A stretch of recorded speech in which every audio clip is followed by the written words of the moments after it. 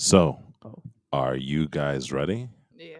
We are. Ready for what exactly? We're going to be talking about Zack Snyder's Justice League, Yeah. And the that epic 4 hour and 2 minute movie. Are you guys up to the task?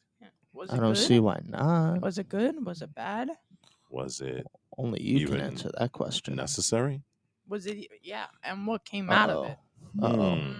We're gonna dive We're going to deep. dive deep. Like we're gonna go to the deep dark dive. Yes. And we're going to use AJ's extensive knowledge of the DC universe to help us through this, right? Mm-hmm. Yeah. So, AJ, Mhm. I ask again, are you ready for this task? Yes. Then let's do this. Snyder Cut.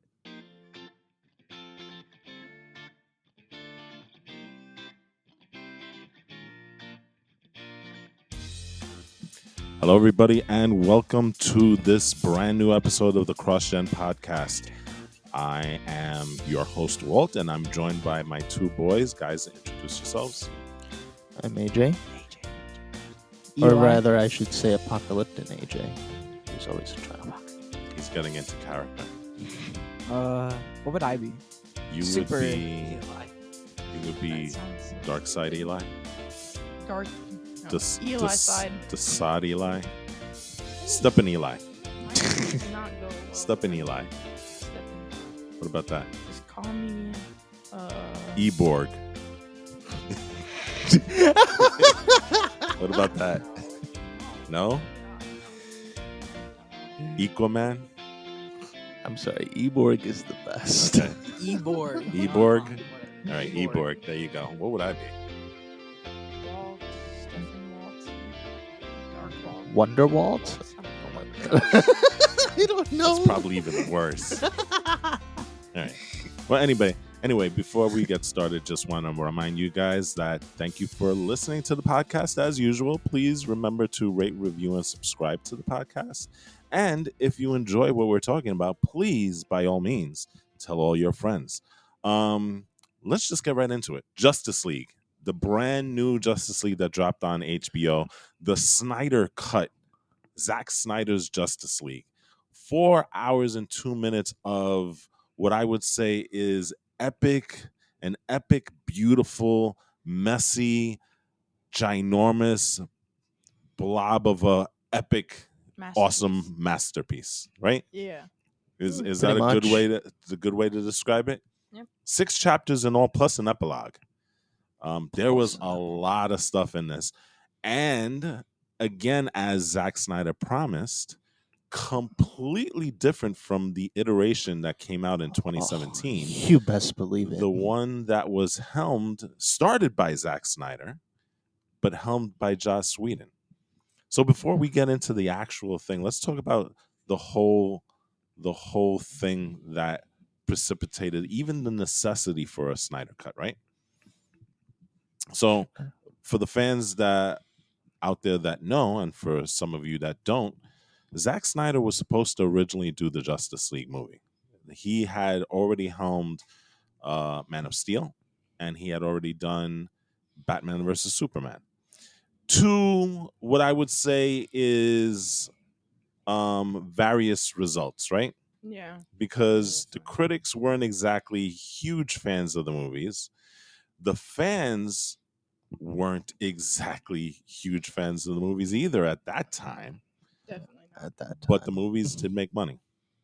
And so he was slated to do Justice League, and he also consulted on 2 other movies, Wonder Woman and Aquaman, where Patty Jenkins of Wonder Woman, the Wonder Woman director, and James Wan, the director of Aquaman, James Wan. actually reached out to Zack Snyder because Zack Snyder had a very specific vision for these characters. And so they collaborated to make sure that the vision continued in their movies. By this time before Justice League came out, there was a growing sentiment among fans that they weren't exactly pleased with the direction that Snyder was taking the DC universe, So right? weird. The DC EU the DC Extended Universe as opposed to the MCU, which is the Marvel Cinematic Universe. Technically, wouldn't that have been DCCU? They didn't want to appear like Marvel, so they made it the DCEU. You could have made it the DCFU, which would have been the DC Film Universe, but I think they probably figured that was a bad idea, right?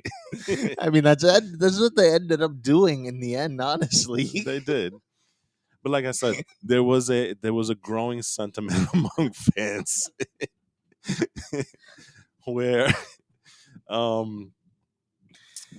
and I think we've all seen and we've all heard it, where a lot of the fans weren't exactly happy with the direction Snyder was taking. Some of them were saying it was too dark. Some of them were saying it was not like the MCU, which was brighter and happier and more cheerful and jokey and humorous and stuff. But I think the biggest thing that the fans were kind of against was the treatment of Superman, particularly in Man of Steel. Especially with the notion that Superman kills, because spoiler alert, at the end of that movie, he kills Zod. And he does it for a very good reason, because Zod is preparing to deep fry a couple of subway people. They were in the subway station, right? Subway passengers. Subway passengers, but they weren't on the subway just yet. They were kind of in the No, the I'm main sorry, lobby. not passengers, commuters. Commuters, right? Exactly. They were in the lobby of what you could say looked like Grand Central Station, but set in Metropolis, right? And so, behind that backdrop, Snyder was getting increasingly he was getting more interference from Warner Brothers at the time. They wanted him to take the thing in one direction. Snyder was very insistent on keeping his vision and finishing his slate of movies. And then tragedy struck, because at the time that he was filming the Justice League, his daughter unfortunately passed away. She committed suicide. And while he continued to work for a couple of months, eventually there was a kind of like an agreement between WB and Zack Snyder that said that, you know what, I'm going to walk away from the project and we're going to let somebody else take over. So enter Jeff Johns, and Jeff Johns already had a person in mind, and that would be the aforementioned Joss Whedon. Joss Whedon came in, and instead of doing what DC and the WB executives said that they were going to do, where he was just coming in to finish the work that Zack Snyder started. Instead, what he did was he basically reshot the entire movie, to the point that Zack Snyder says that 90% of his movie was not in the theatrical release of Justice League. Suffice it to say, the Justice League movie that came out under Joss Whedon's watch was clearly not as intended to be. Probably one of the worst, if not the worst, DC movie to date. Yeah. And we're putting Suicide Squad right there, neck and neck with them. There was a huge backlash. The movie did not make what a Justice League movie should make. And soon afterwards, there were calls of abusive and very, what's the word that I'm looking for? Hostile environment created by Joss Whedon. And this was in the form of Ray Fisher, calling him out directly, within reason, because he's under a non-disclosure agreement and stuff. So that's the backdrop of Justice League. Zack Snyder kind of he does it. He's not on every social media. He has a very, very specific social media platform that he uses, and that's Vero. So you're not going to find Zack Snyder on Instagram. You're not going to find him on Facebook. You're not going to find him on Twitter. He is only on this social platform called Vero. upon the release of Justice League, Joss Whedon's Justice League, the theatrical cut of Justice League, he started to drop little hints that this is not his version, this is not his vision. He started dropping hints of Cyborg taking a much bigger role in the movie, to the point that he said he was that character was the heart of his Justice League. And then dropping shots of the black suit of Superman, which people started going crazy about. And it's around this time that people started the social campaign hashtag release the Snyder Cut. And it's grown and grown and grown and grown over the years, including his increasing posts on Vero showing behind the scenes, specifically with Deathstroke, more black suited Spider-Man, and Spider-Man. Superman. I'm sorry, and culminating with the release of footage of Darkseid, and that I think is really where the movement really took root and started getting really loud, to the point that the WB executives were like, you know what, we have to do something about this.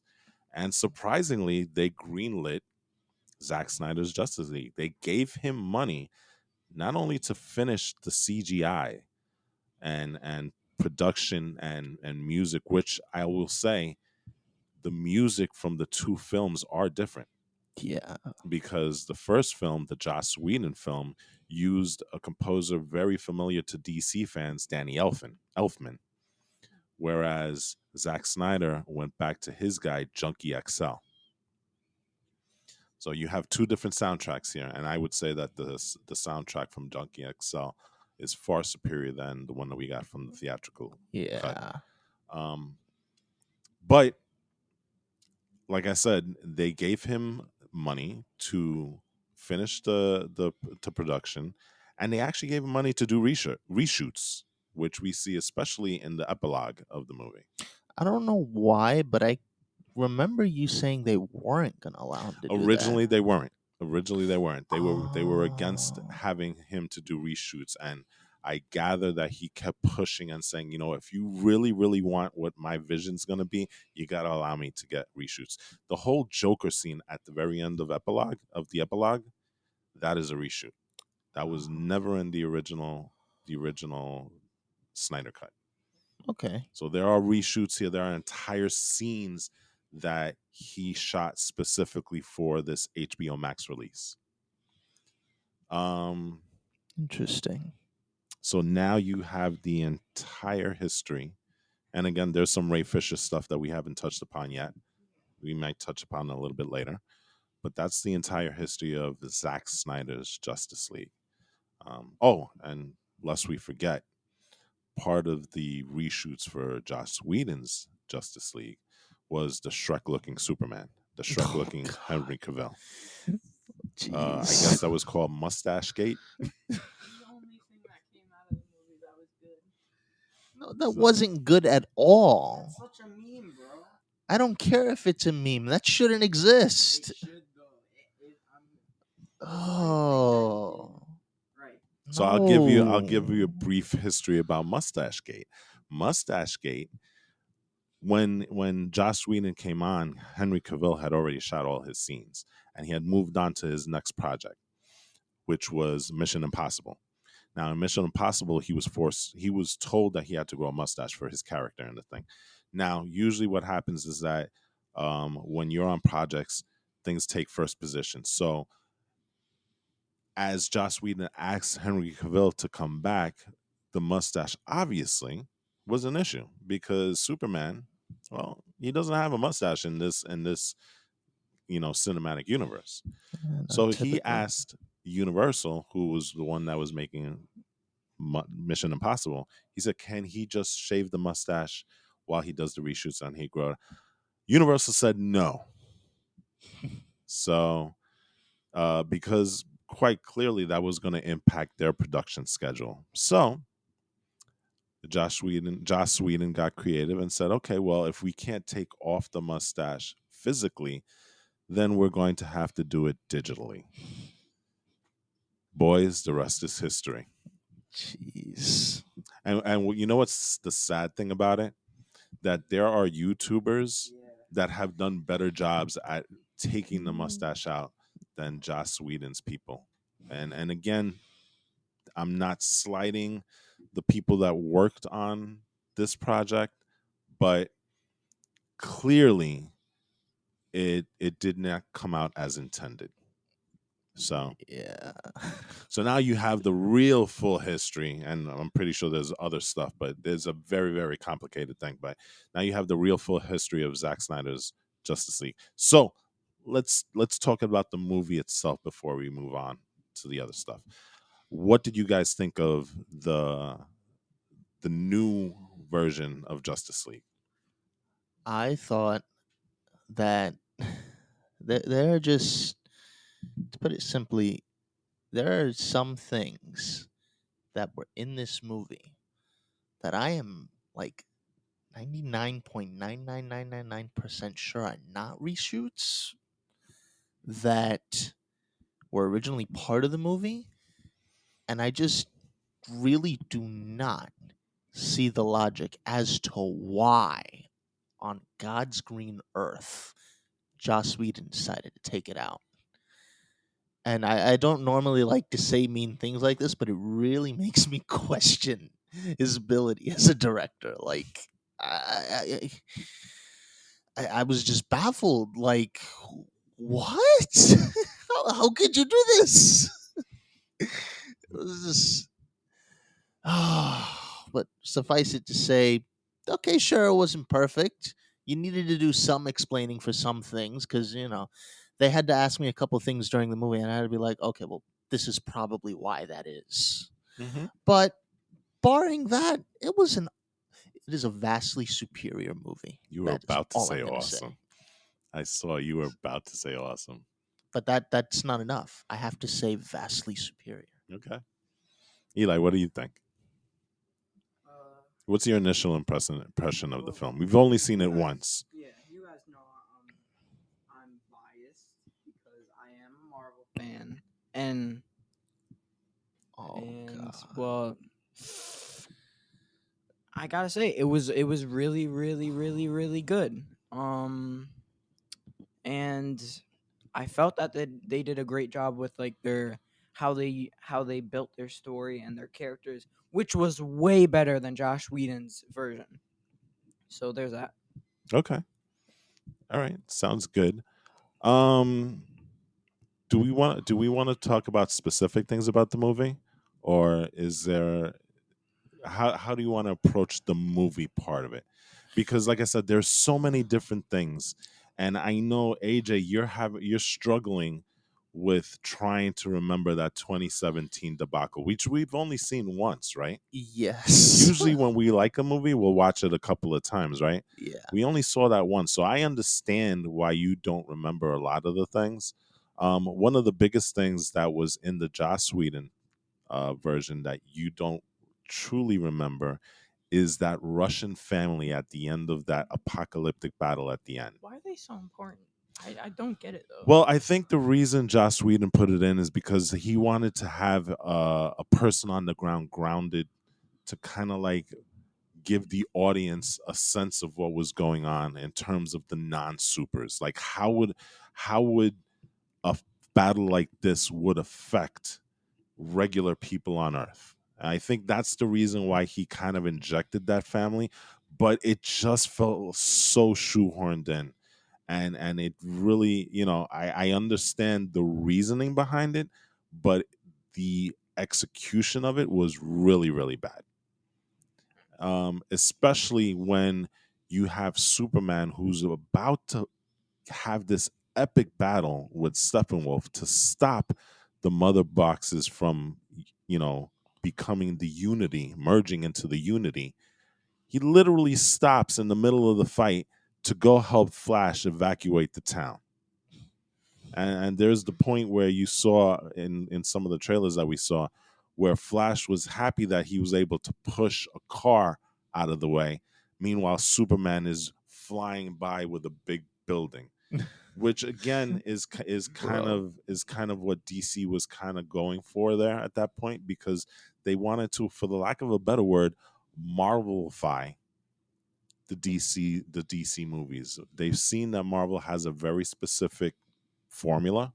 It's humor, it's action, it's some silliness here and there. And with Snyder's, you didn't have that. So they tasked Whedon to do that. And, well, there you go. It was like Plankton trying to steal the freaking Krabby Patty Krabby Patty. formula. Yeah, basically, you know. So, let's talk about the biggest change in the movie, Cyborg. Cyborg. By God, like Eli, what would you say? Like, just watching the Snyder Cut, what would you say is the absolute? Well, no, that's not a good way to phrase it. How about I do it like this? Was it worth cutting him out of the movie? Excuse me? No, I'm asking. Why Answer. would you even Answer. ask that question? No, I want it. Yeah, why would you even ask that question? Of course, it was a bad idea. Why was it a bad idea? Because Cyborg was awesome. Why was he awesome? Because he was important, and Why he was just a good character in this movie. They really built his character well in this movie, to the point where he actually played a huge role. You said it yourself. He was the core of Justice League. Yeah. Basically. He was basically one of the main characters of the film. Yeah. Everything that happened because of Cyborg. Yeah. Everything that didn't happen happened because of Cyborg. So I think, and guys, I'm just gonna say this: if you want a really really in depth talk about what we're doing with Justice League right now, I would suggest try our sister podcast, the Get Geek podcast, because we really really really get into a lot of depth in terms of each of the characters. We're just gonna kind of go very very overview, because we really want to get into why the Snyder Cut exists and how it impacts DC going forward. But that being said, Cyborg was such a huge, like somebody in our other podcast said, Gabe, it's criminal It is. what Joss Whedon did with the character of Cyborg. It really really is. And Cyborg was relegated to basically just background in his version, where in the Snyder Cut he was front and center and driving the whole story forward. I don't understand how you take out a character like that and a story like that. It really didn't make a lot of sense. Yeah, it was just really so bad. Like, seeing this, like that's really gonna be. There's gonna be some problems for him. Not that he isn't already facing a lot of crap already, but Yeah. that's just gonna be like the icing on the cake. People are gonna see this movie. They're gonna be like, "What the hell were you doing?" Well, you know what? It kind of makes the allegations that Ray Fisher made against Whedon. This is almost like video evidence of that. It really is, because some of the allegations that were made, and again, we don't have any specifics because even Ray Fisher said it himself. He's under a non-disclosure agreement, and he's not able to discuss it freely. I'm sure in a court of law he'll be able to do that, but not in the court of public opinion. So some of his comments have been very very broad, but there's a lot of criticism in terms of Whedon's style. There is some calls that he's abusive, that he's demeaning to the actors, that he creates a toxic environment to work in. And like I said, you see what happened with Ray Fisher's character, and you wonder, how can you not believe what he says? Because it's clear that he had something in for either the character itself or the actor personally, because I can't find any good justification to get rid of Cyborg's character the way that he did. Yeah. Let's also talk about some of the other characters. I know Batman, Wonder Woman, Superman, they kind of took a back role to this, which is understandable definitely. because, again, they've already had their origin stories, Yeah. especially in some of the other And movies. plus, they're getting an expansion. Well, Hmm. they're getting more screen time in what was it? Well, they got Justice it. League. Well, yeah, if that ever happens, If so that ever we'll happens. get to that. Yeah. But we've already talked about Cyborg. Why don't we talk about Aquaman and Flash? They are so much better in this movie too. Like How so? Aquaman in Whedon's cut was like this really chill surfer dude. And you know what? At the time it was funny a little bit because, oh wow, you see Aquaman. Of course he'd be like a surfer dude.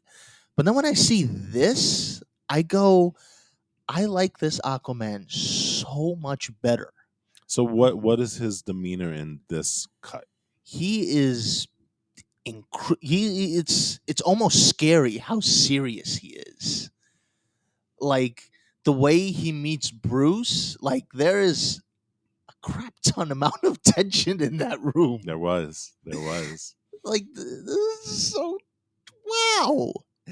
And like even when the way he plays off of Wonder Woman sometimes, like because Atlanteans and Themyscirans, they have this really like bad blood between them. Yes. And it was interesting to see how that played off. Like she goes, "Oh well, our history," and he's like, "Don't care." Yeah, I hate the Atlanteans as much as you do. Yeah, I think that was the line that he said, right? yeah. And I just like the way you can actually take him seriously. And I think that plays really big in any future movies that he has because, and again, I mentioned this in the Get Geek podcast, and I'll mention it here again. You have more of a sense that he can actually become a king of Atlantis based on the character that we see in the Snyder Cut. The one in the Whedon verse, it's very difficult to see him make that 180-degree change from, yeah, bruh, surfer dude to, yes, I'm the king of Atlantis. It seems like it's a harder stretch to see him change that much, right? Yeah. So at least here, he's more reserved. He's more almost, I would say, regal, right? In his In in a his demeanor, sense, yeah. right? At least he wasn't, brawling it up all over the Yeah. place and stuff, right? So that is a huge change from Aquaman. Eli, I know you're not too crazy about this other character, but No. let's put that aside and let's say, give me the differences that you saw between the Whedon version and the Snyder version of the man that they called the Flash, Barry Allen, played by Ezra Miller. Honestly, I don't even. Did you see a difference in your opinion? I mean, he was definitely more of a klutz. In the original Joss Joss. Whedon Mm-hmm. version, but I mean, other than that, I didn't really see much of a difference here. And well, here's the thing. I just really don't like this Flash because he just seems like more of a big mouth than he was in the original version. Like, yes, you can say that 20-year-olds are very immature, but like, let's be honest here. We're talking about Flash here, and you can't. When it comes to something like this, you can't just compare him to your regular 20-year-old immature. And I get that he hasn't had a parent. He doesn't know how to act, but that still gives it no reason to make him like a child. Well, And you know what? I kind of agree with you on this, and we talked about that yesterday on the Get Geek podcast. But now, I've had enough time to think about it, and you know what? You're kind of right because even though he is, you have him as his demeanor of being this, funny, carefree, you know, for the lack of a word, he's kind of like a class clown, right? yeah, In a sense, not totally, right? but that's the demeanor that he gives out. But if you look at his past, you would think that he's kind of been forced to grow up a little bit more than the normal person, because he lost his mother, and we don't know the exact origin, we don't know the exact circumstances of how he lost his mother in this Yeah. iteration. We do know in the comic books and the TV series, because they've really Yeah. Yeah. leaned heavily into it, and that is the reverse Flash killing his mom and then blaming his dad for it, and his dad serving a life sentence for a crime that he didn't commit. So in a sense, you can say that should have forced Barry Allen to grow up a lot quicker than most people, because he's now on his own. He's working how many jobs, and his ultimate goal is to try and get into the legal profession so that he can exonerate his dad. Those are very mature thoughts, Yeah. but his personality kind of belies that. you know it's Yeah, it's like- kind of like it's kind of like at odds with what he's doing to the way that he's acting. Yeah, like it's like honestly, like we've been recently watching this show called Better Call Saul. Mm-hmm. If you want to get into the law, he's very but he cuts corners. That's the reason why if Barry Allen doesn't cut corners and he's that immature, I'm surprised he even got the job, because he was offered the job. Yeah, as a CSI in Spoilers. Central City. Sorry. I don't know about cutting corners, but No, Barry Allen doesn't Doesn't. cut corners. oh, okay. Yeah, not And- like Saul Goodman from Better Call So Saul. Yeah. if he doesn't cut corners, how the hell did he get the job? He's obviously not fit for that, especially since how immature he is. Now, the one thing I will say is that this movie showed how smart he is. He is smart. Okay, So he's not, and that's something that the Whedon version didn't do. Yeah. Even though the Whedon version did show that he was building a suit out of aerospace materials, and his warehouse was full of computers, they never really drilled down on the fact of how smart he is. And in this version, Snyder's version, he's actually the one that comes up with the plan to bring back Superman. Yeah. He's the one that thinks about, what, we need to use the mother box. And he's also instrumental in two scenes. One where they actually do resurrect Superman, and he's the one that comes up with the thing that he needs to tap into the Speed Force to generate enough electricity and power to turn on the mother box. And then the second part is clearly the fact that he decides to break the rules and turn back time to save Earth, right? So clearly he is very intelligent. Yeah. And this version does show it to its credit. But again, there's that whole weird thing where he's kind of like he's almost like a doofus. Yeah, it's you not. know, well, he's not a doofus, but he's kind of silly when he does some stuff, right? It's not really the job. It's just like he's just. It's not even that he's clumsy and stuff, because we obviously see that he trips like twice, I believe. And I get it. He's learning his powers. Yeah. He is technically he is the youngest of the group. Yes, I would absolutely, say. by far. Yeah. So I mean, there's that, but at the same time, there should be that maturity there. Like you have him And- freaking yelling, Mhm. "Oh, that's your signal!" Oh shoot! When it was about the Batman thing. Well, he is socially awkward. He does say that he doesn't have a lot of friends. Yeah. So maybe that has something to do with it. I know. You know. But again, there's also that weird polar opposite thing where it's like, well, he's still learning his powers, but yet he knows enough that he's got to break the rules of the Speed Force in order to turn back time. I don't doubt So, that he's intelligent. He's a little weird, but he's still far better than what we got in the theatrical version, Yeah. right? AJ, you have anything to say about Flash? Yeah, I don't agree, because the goofy thing is befitting of the character overall. That is how he is in the comics. I know. I know. We Wait, agree with that. We totally agree Yes. with that. The goofy is fine. It's just that there's a point where you do it over the top. You don't want to make you don't want to make a. It just it. The way I see Flash is he's goofy, but he's reserved a little bit. He's No, at least not as no. much as this Flash. I mean, this Flash is like way more of a big mouth. You have to see that. Okay, but Of he's course. not like if you were talking like it was a big mouth, he was in a crowded square with people and he accidentally says Bruce is Batman. That's one thing. He did it among the Justice League members. But it still doesn't make a difference. That just shows you how goofy he is. Well, And did he know that Princess Diana? But did he know that Diana Prince was Wonder Woman at that time? Pretty sure because they had their costumes on. No, They didn't. no. They were coming off of Bruce Wayne's thing. She was not in costume at the time. bro, they were stepping out. That's why They he were in, they that's were why he all had in to- civilian clothes. bro, that's why he had to cover his mouth Yeah. because there were people around. So either Oh. way, it wouldn't. Yeah, that's why I'm saying it's. I think we can chalk that up to him being socially awkward. I think that's what it is. And they did make the case that, you know what, I need more friends. He doesn't know how to interact with people.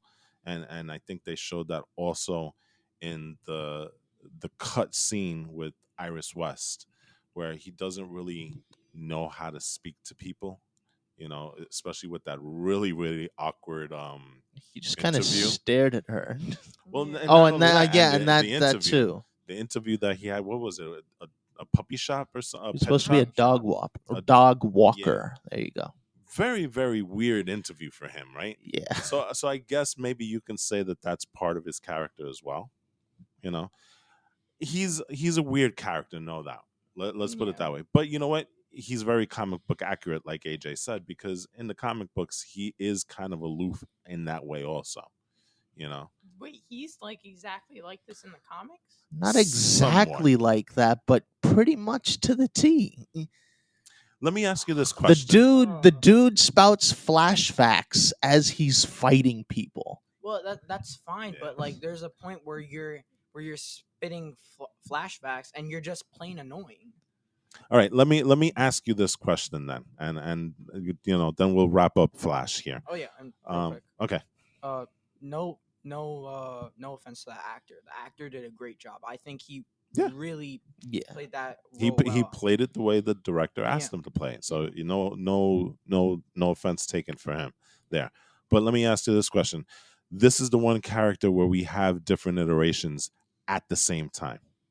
Okay, one of the few characters in the DC universe that exists not only in the cinematic universe but also the TV universe. So, AJ, I'm going to direct this at you, but I want Eli to chime in as well. Which Flash do you believe is the more accurate one, comic book wise, and does it even matter in the Snyderverse? Because we have Grant Gustin's Flash, which is in the CW verse, and we have Ezra Miller's Flash, which is Zack Snyder's choice for the Scarlet Speedster. Honestly, I would say that Ezra Miller's is more comic accurate because in the Flash TV show, he's not Batman with superpowers, but he does a heck of a lot more brooding and Well, that's a symptom of the CW, right? yes, that is, but that's still part of their No, interpretation of the absolutely, character. absolutely.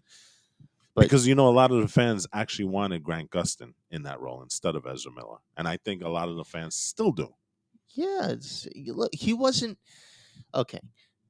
The CW's Flash was good in at least the first 2 seasons. By the time you yeah. get past the third into the weird Savitar is actually him arc, that's where things really get weird. I agree with that. Eli, what about you? Who do you think is? Now, AJ clearly likes Ezra Miller Well, as Flash I don't. and as Barry Allen. It's no doubt that Ezra Miller is the more comic accurate one. I just don't like it at all. Well, So are yeah, you saying at you all. like Grant's No. better? Grant's version better? I don't like Grant's either, but I would much prefer it because yes, he kind of was a little bit better. I mean, of course, he was a crybaby and stuff like that, and he was a little bit annoying sometimes, but like not to the point where he was like speaking all the time and stuff, right?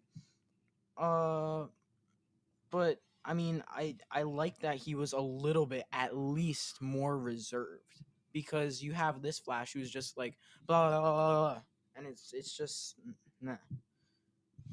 All right. One quick thing before we move on from the Flash. Did you get the line where he said that he spoke gorilla sign language? Yeah, Yeah. I tried pointing that out to him when we were watching. I was like, You dude, know who he's that's talking about? Grodd. Yeah, Grodd, he's Grodd. talking about Grodd, right? Yeah. Okay. I thought that was cool also, but all right, so we've gone over all the good guys. Let's get into the bad guys before we really get into what this means. Yeah. Let's take them all together at once. So just for the interest of time.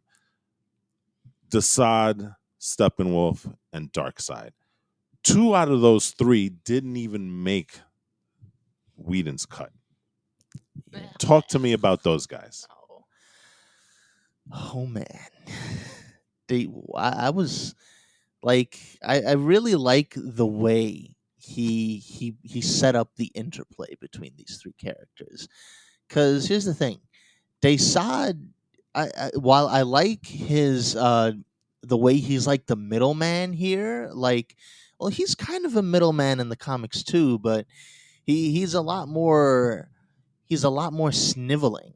In this one, he had just a little bit more regality to him, and I have to say it was kind of a good look on him. I'll give you that.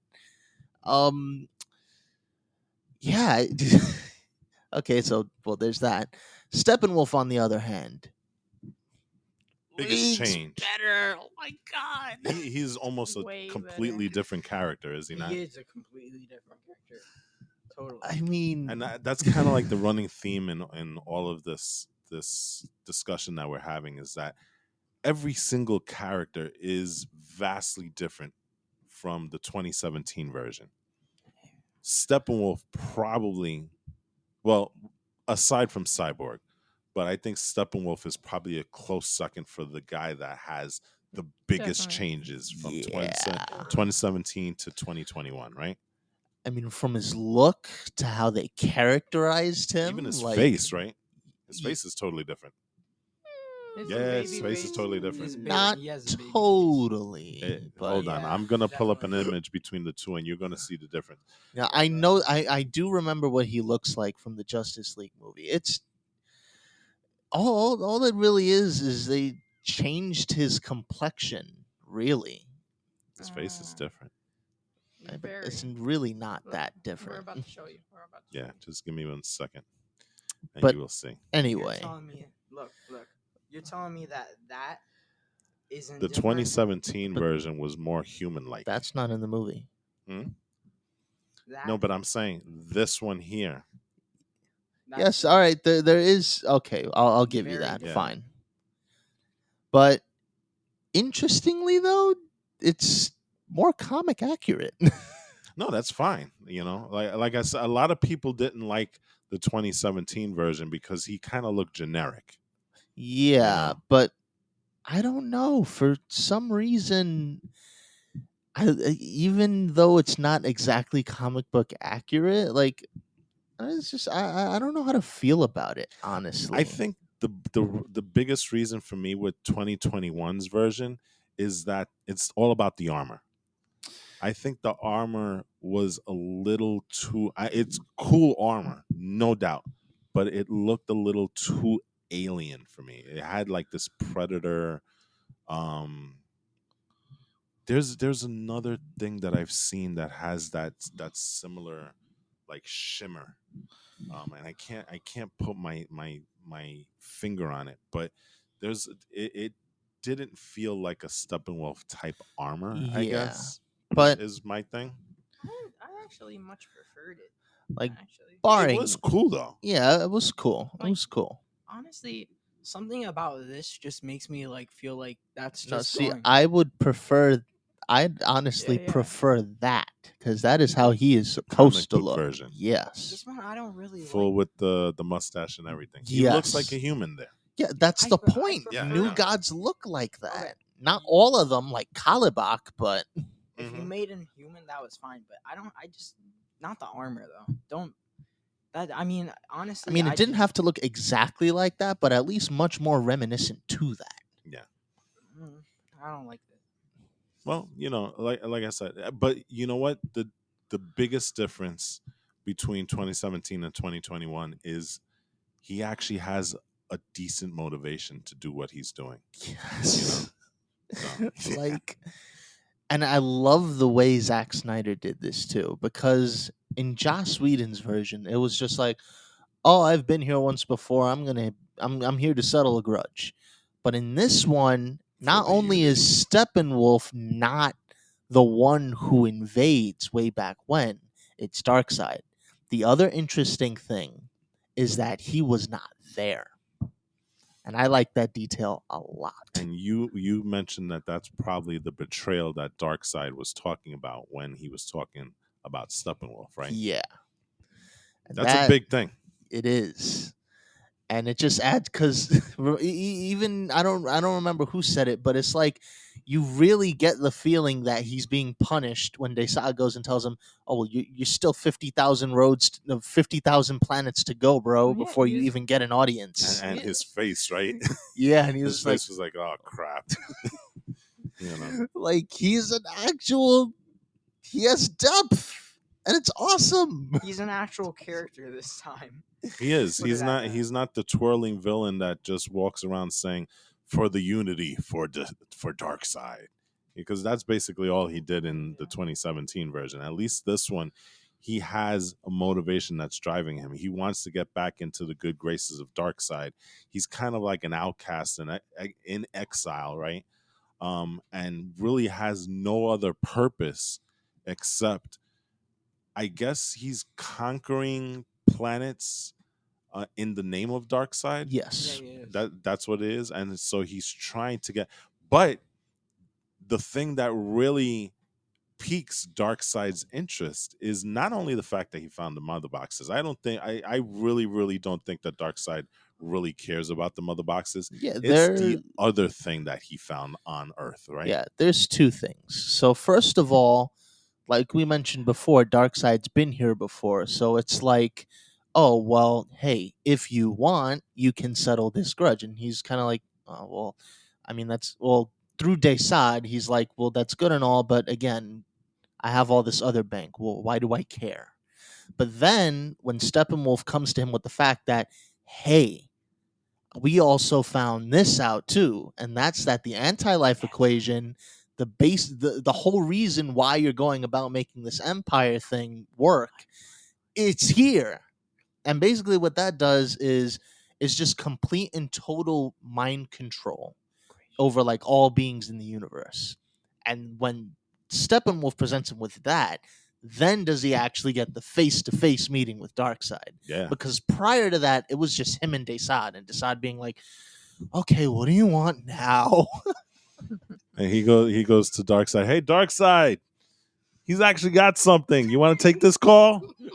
Put it through line 2. Steppenwolf, what you got for me, buddy? Basically. I'm not taking every time Steppenwolf calls, Desaad is like, oh, he's out of the office right now, or he's getting his hair done, or he's got a doctor's appointment. He can't talk to you right now. But when he brings the anti-life equation, he's like, you might want to take this call, Darkseid. This might be interesting. So but it's cool the way he jumps on and he's like, okay, what's going on here? Talk to me, Steppenwolf. Talk to me. Yes. And despite the fact that Steppenwolf died, I actually found that ending much more fulfilling, strangely enough. A very R-rated death for him, right? That's why I loved it. Yeah, that was awesome. It was also, it was like the perfect warning. Like, because the whole point was Superman was dead. Hey, it's open season. Or, as we like to say in the meme world, free real estate. Free real estate. It's free real estate. But then, because the unity eventually does happen, even though Cyborg is like, we're going to do it. And the Mhm. portal you see on the other side is Apocalypse. Yep. But the Justice League goes, okay, so you're here, but we don't want you here. Here, take this back, but in two pieces. Yes, exactly. And so, Steppenwolf is at least a foot or two shorter now. yes. And just like, I love that. That was a great shot, by It the way, really right? was. Like, Who was it? It was Superman that kicked him, right? or yeah, you like punched him or something. Or something like that. And he's flying almost horizontally into the portal, and Wonder Woman kind of jumps up and in mid-flight cuts his head off. And sends him flying through the mother box portal. Yes. The boom tube. Two pieces to Darkseid. Boom. Yeah, and it's like, don't come here unless you want to end up like that. Yeah. That was a really good message to Sun. Rated R, but good. Darkseid. Talk about Darkseid. Darkseid was not in the movie at all. He was just mentioned a couple of times, but we didn't even get a glance at him in 2017. I'm not going to say it was very, very comic accurate.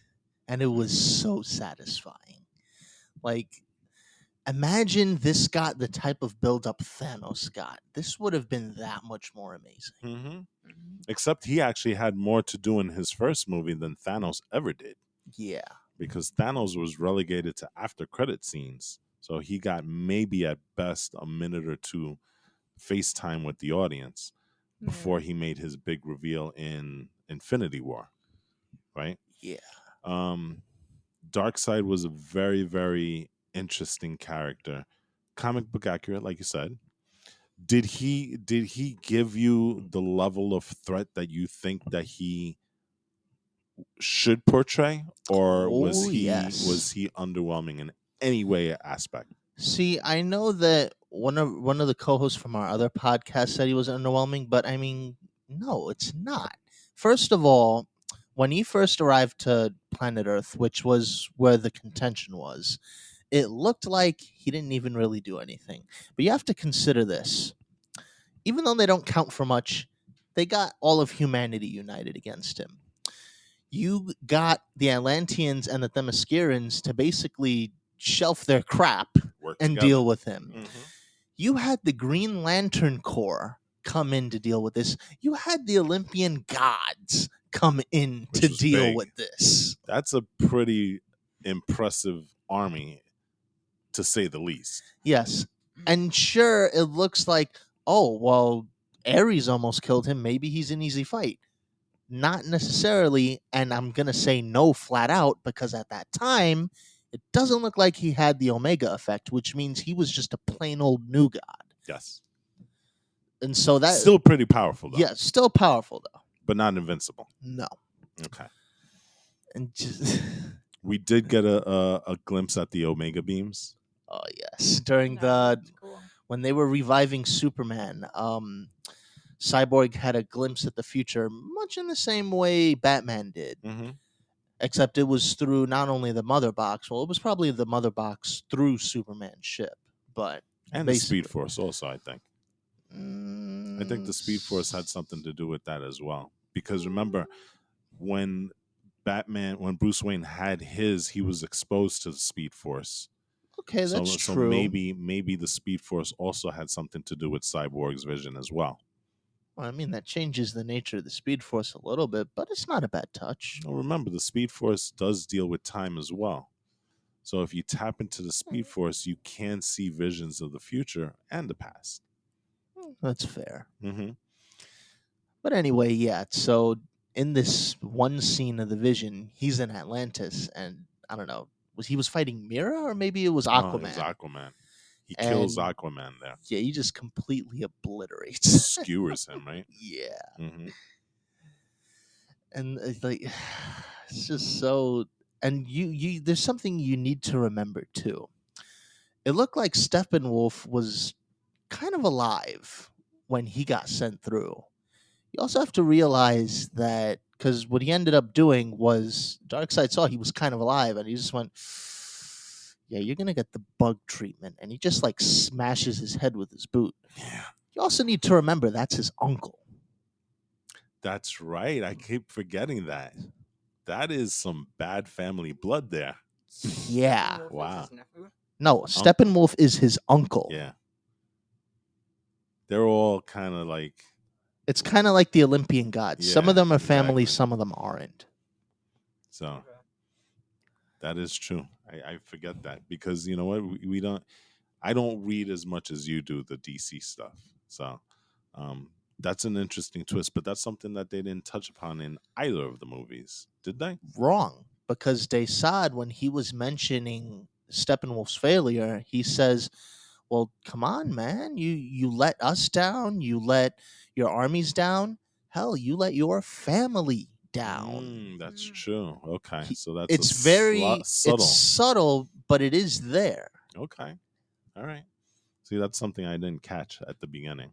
So, okay, so it's safe to say that the 2021 version is far superior in leaps and bounds to the 2017.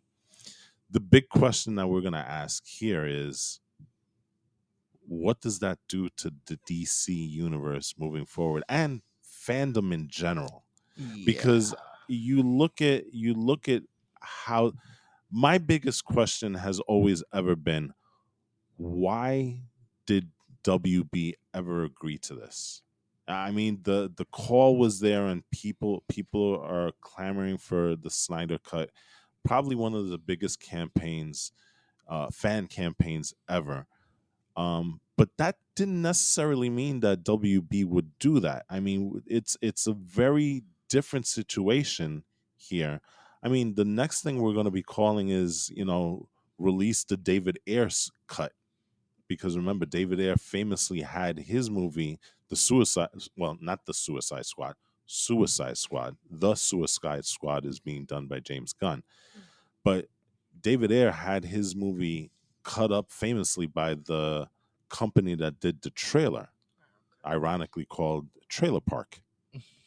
And so now, do we start a campaign to say that we want the David Ayer cut? I mean, we're at a point now where we can't. Fans have so much power, and that might be a good thing, but it also could be a bad thing as well And for because you know fans now have the ability more so than just financially, but they have a voice in shaping how movies are made going forward. Before, the way that you voiced your displeasure at a movie is, well, you just didn't go to the movie theater and you didn't spend the $10-15 a ticket it took to watch it. Now what you've done is you've kind of opened up the gates, and I think that started with Sonic and the campaign to change the way Sonic looked, and it's kind of culminating in the Snyder Cut campaign, where fans have a direct way of changing a movie. Yeah. I don't know if that's a good thing or a bad thing. I mean, in I this case, I'm actually glad that I saw the Snyder Cut, and yes. we just saw an article not too long ago where Zack Snyder is actually open to making a sequel to this movie, which selfishly I would like to see it, to be honest.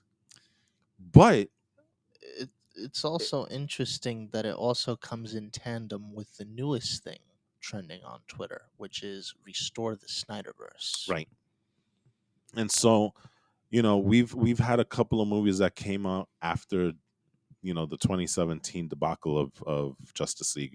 We had Wonder Woman 84 come out. We've had Shazam. We've had Black Adam's coming out pretty soon.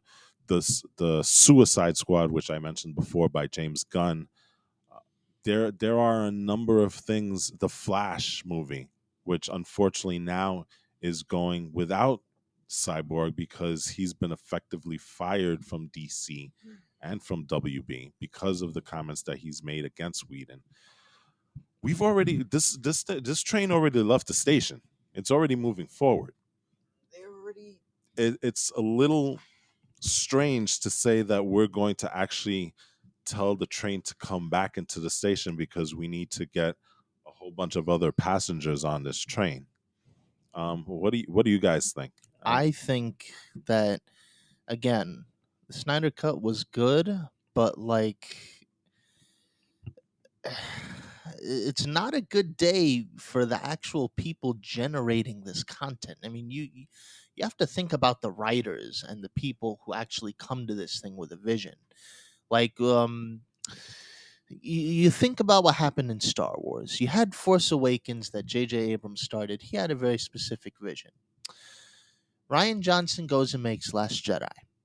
He stuck pretty true to what J.J. Abrams did, but he made some adjustments of his own, but they were kind of interesting. But they were still deviations from what what's his name? JJ J.J. Abrams did. I was about to say James Gunn for some reason. And then you get all that backlash with Last Jedi. And then not too long after all of that uproar, you had The Rise of Skywalker, the complete train wreck that it was, which not only set things back on track narratively for J.J. Abrams, but it was also a deliberate kind of FU to The Last Jedi. And it's interesting you mentioned the backlash against Last Jedi because the backlash wasn't singularly toward the film, but it was also toward the actors in the film as Yes. well, which kind of leads to that whole toxic fandom discussion that I don't think we're going to get into just right now because that's a whole other podcast. Yeah. But yeah, you're at a point where listen, films are made by directors and writers, and it's their vision and their interpretation. Film is art, right? Not everybody has to agree with it, and if you don't agree with it, much like art, you don't have to look at it. My whole fear is that you know and you even look at the Marvel movies. The Marvel movies have not taken the comic books, you know, per word. I mean, you look at Civil War. Civil War was changed drastically from what it was in the comic books. Um, there are things that you have to kind of let those guys do what they do. And now, if you have fear that there's going to be an online backlash, and I get it, fans want to see what fans want to see, but you also have to appreciate that there are people that have interpretations and visions and narratives that may not exactly fit the way you believe a character or a storyline is done, but you have to give them the chance not only to create what they want to create, but give them a chance to finish that creation, because you might be talking about a character that maybe in the first two movies doesn't fit what you think he's going to be, but maybe the whole plan is that you're bringing him to that point, to the point where now it's the character that you know and love, but you had to have the evolution of that character to get there. Yeah, like how exactly would Infinity War have played out were it not for Civil War? Right, exactly. There's a narrative that they're spinning that again may not be the exact same thing that you want to see, but you should give them the opportunity to let them tell their story. It's If you really really like, the story as told, you have a medium to do that. You can go back to the comic books and read it. And I understand, again, I'm not trying to fan the flames here and say that fans are wrong, because a lot of the times they're not. But I also think that there's an artistic endeavor to making movies that you kind of gotta let these guys do what they do. I'm a little worried that we're kind of hamstringing both screenwriters and directors going forward just because of what happened here. I mean, think about it this way. And again, this is the thing that I don't understand why I kind of understand it because it's all about money, but you look at WB and they greenlit the Snyder cut. You had to know that there was only two ways this was going to go. Either it was going to be a piece of crap and people would just stop talking about it, or it was going to be really good. And then that means that you've now just kind of alienated Joss Whedon as a director, because you've pretty much said, you know what? Yeah, we released your film, but we're going to release another version of your film. And guess what? It's that much better, right? And the other thing that WB had to have known is that if this movie was as good as it came out to be, you kind of knew that the fans Ask would be for even more. more vociferous in their calling for, we want to see not only the Snyder cut, but like you said, we want you to restore the Snyder universe. Um, Eli, I know you have some really strong views on this, in terms of fan interaction and whether they should be involved in the filmmaking process. I mean, what do you think about all this stuff? Well, let's be honest here. It's not your job. It's not your job to babysit directors on how they do their movies. It's not.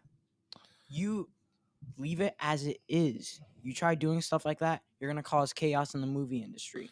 That's when things starts getting out of hand, because now you have fans who are practically just being so toxic and aggressive, not just to the directors, but then that starts going to the fans, right? So you have all that, and then it's just by enabling fans, they're just gonna keep expecting it again and again and again and again, and it's gonna get worse.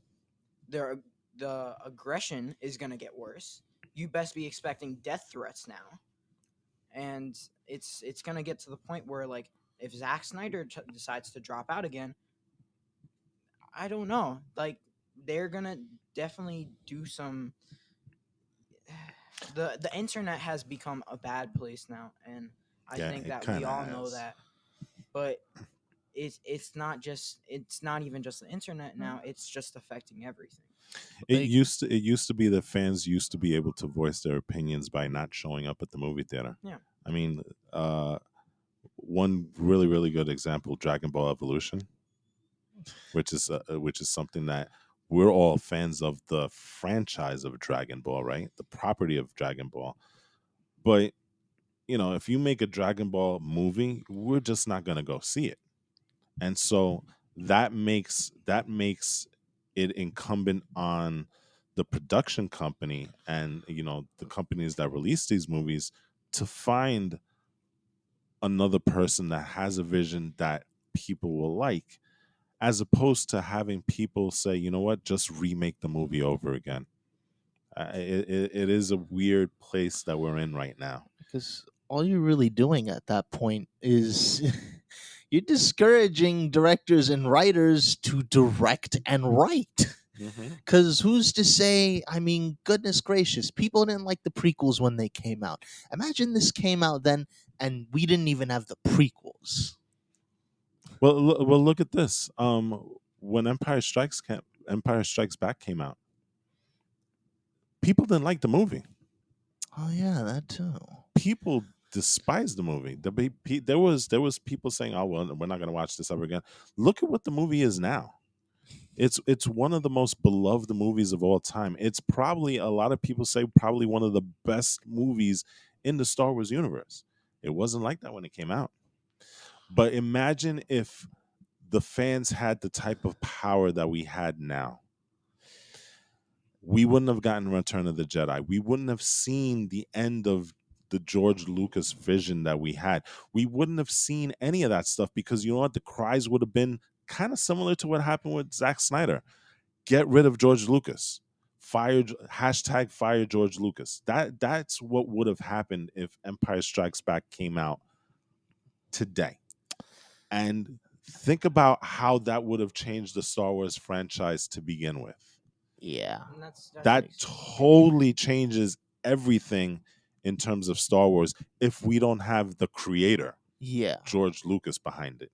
And say what you will about the sequels, and some of them were pretty bad, but at the very least, they're still enjoyable, and they are part of the Star Wars canon, and a lot of it makes sense, you know.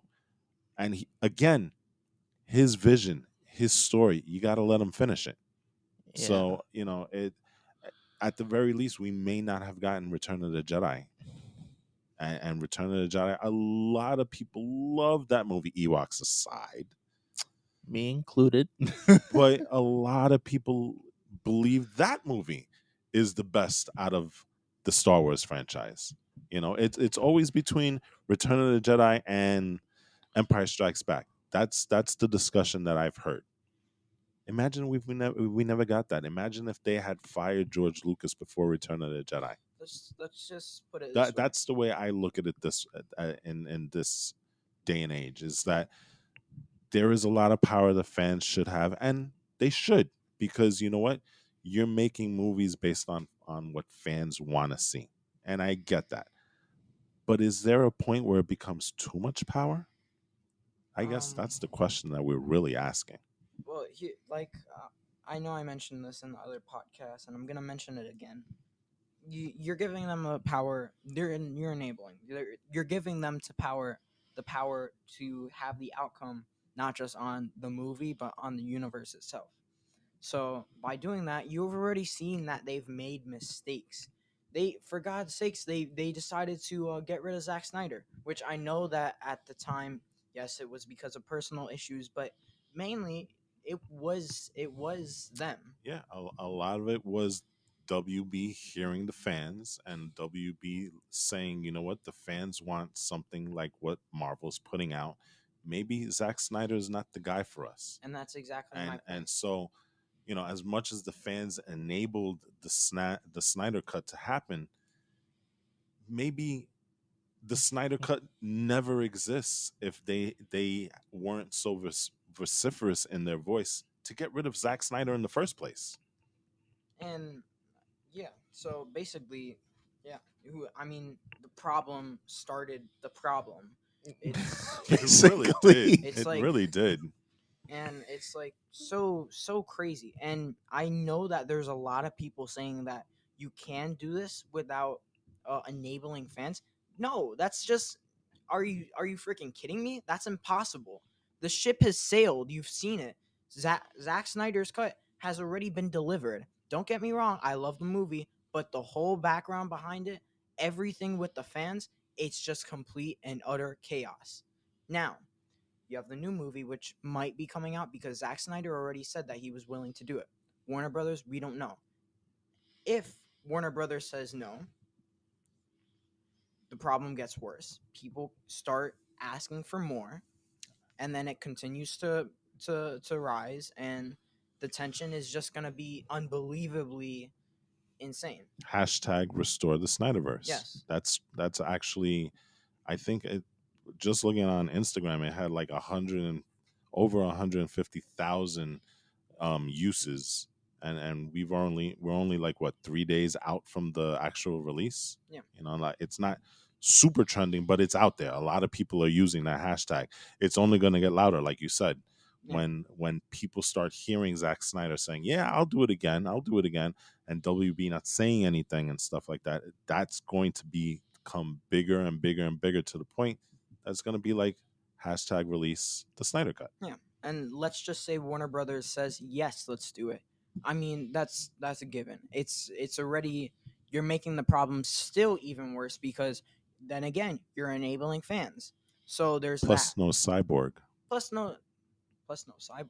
Remember, he got He fired. got fired. Oh yeah, WB. So that's even worse. Then you're That- gonna ask for, bring Cyborg back, which I get it. Cyborg, I mean, I do want him back, but as much as that's gonna happen, We don't that know. WB needs to make that decision on their own. Yeah. That's up to them now. And we still don't know whether Henry Cavill is coming back to reprise Superman. Yeah. We've heard that Ben Affleck has walked away from Batman. So I mean, and they're making another movie called The Batman with Robert Pattinson. Which looks awesome, by the way. Yeah. I won't even lie. But we're getting into this weird place where now we're having 2 or 3 different Batmans. We don't even know if the original Batman from Snyder's verse is actually going to come back. We know that's Cyborg, barring a miracle, will not come back to reprise his role. Um, it's just really weird how messy the DCEU has become, especially in the last year, right? It's gotten super super messy. I mean, we're talking about a Flash movie that was originally intended to be a buddy movie with Cyborg, when now it's totally becoming Flashpoint, which both me and AJ agree, way too early to be dropping in the schedule for DC films. Yeah. You know, You know what? it's becoming DC. With all the goodwill that they had with Wonder Woman and Shazam, they're losing it very quickly because it's becoming pretty messy. We don't know the direction that they're taking the DC films. There's just You know, they actually stopped trying to intercut everything, and now they're just creating elseworld stories. You know, there's just no direction at all, right? because you have the original Joss Whedon universe. It's I hard would to say, say right? Joss Whedon, right? I Joss always Whedon, say yeah, Josh too. You know, right. You have that original version, but at that point, does it even do? Who's gonna go watch? I mean, does do those movies even matter at this point?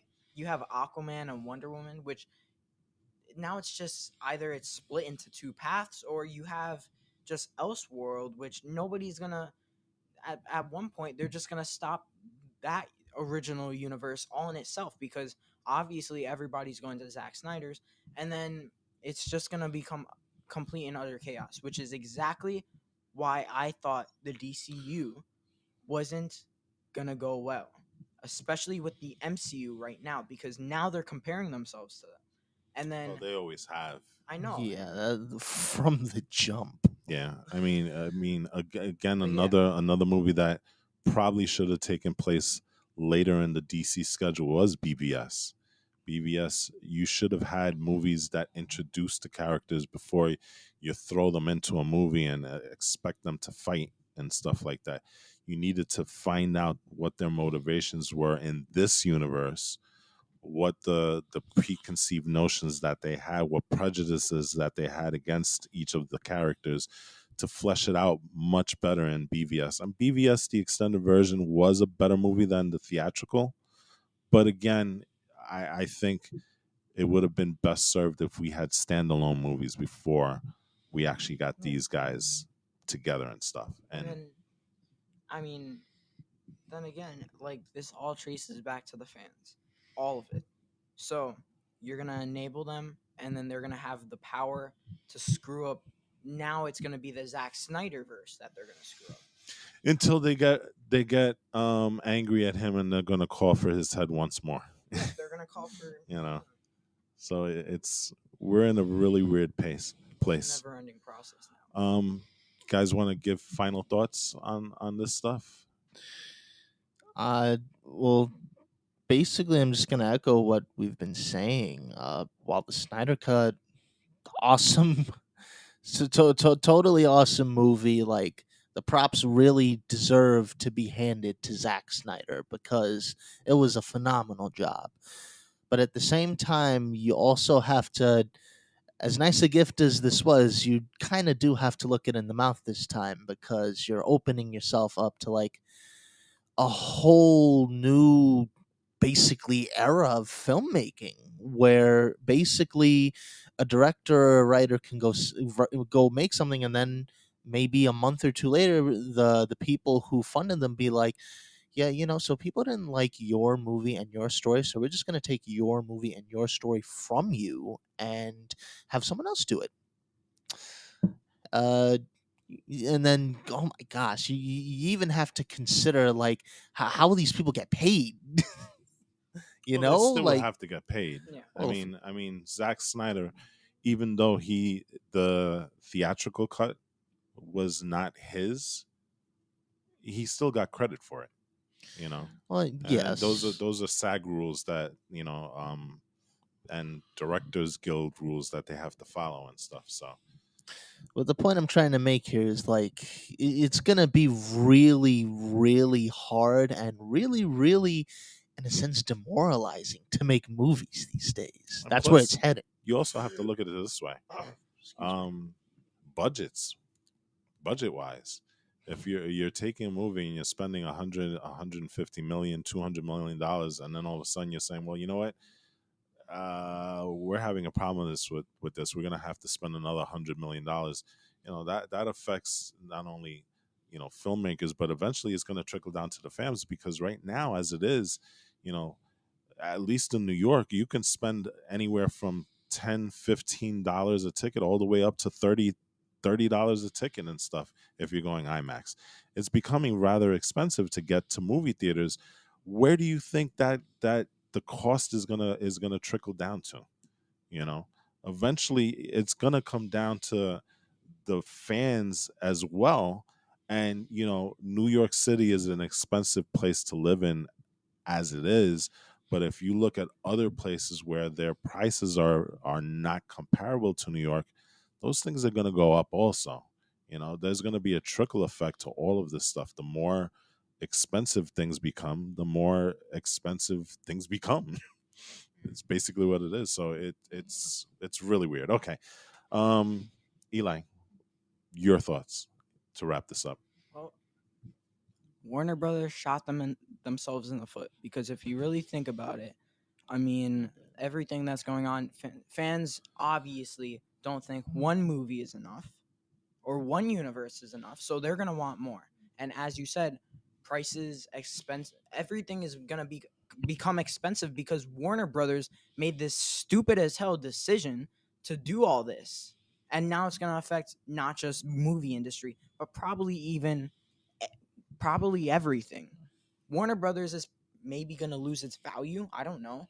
I don't know Nah, how that stuff that I works. doubt it. No, I don't know how they that have a stuff's- plethora of other properties to lean on. Yeah, I don't know how that stuff works, but my point being is that they're screwing everything up.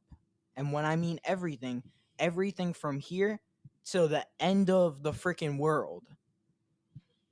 All right. Like I said, Eli has some very strong opinions on this. Me, I'll say this. The Snyder Cut is a fantastic piece of filmmaking. I'm a big fan of Snyder myself, notwithstanding. So maybe it colors my opinion a little bit. But it is as great as the movie is. It's fascinating the argument that you can have behind the movie itself, and I almost feel that that's a little bit more compelling than the actual movie itself. The question of why this was made and if it should have been made in the first place is going to be something that people are going to be talking about for a long time. And maybe this affects the film industry going forward. Maybe it doesn't. Maybe the fans have a bigger say in the movies that are being made. Maybe it doesn't. But as of right now, it's a very interesting discussion to have, to think about what the Snyder Cut, um, what it does going forward. Not only for the DCEU but for filmmaking in general. And so, this is a question that we're not going to answer right now, quite obviously, because, like I said, we're only like a couple of days out of the release of the Snyder Cut. But it's going to be an interesting discussion to be had going forward in the next coming months and maybe even years, as to the reverberations of WB's decision to take an existing property made by another filmmaker and redoing it in its entirety with the original creator. So that bears watching. That being said, thank you so much for joining us on this podcast this week. I hope you guys got a lot of good information out of this, and I hope you guys enjoyed the discussion that we had, especially surrounding the Snyder Cut and its effects going forward. And we hope that we see you again next week, where we'll be talking about a totally different topic. We still don't have an idea yet, but we'll come up with something. But in the interim, like I said, if you ever want to hear us talk about something, please reach out to us at our email address, thecrossgenpodcast@gmail.com. If there's some really good ideas, we will absolutely entertain them. And at the very least, we may even read your email on air. So, again, great way to reach us. You can also reach us on our Instagram, our Facebook, and our Twitter pages. And that's all I'll say about that right now. So once again, from all of us here, I'd like to thank you for joining us. I am Walt. AJ. Eli, and may our paths cross again. Boom! You did it Oh, this time. Finally, Very booyah. good. that was flawless. It only took us 20 some odd episodes to do it, but we're on point. All right. Later, people.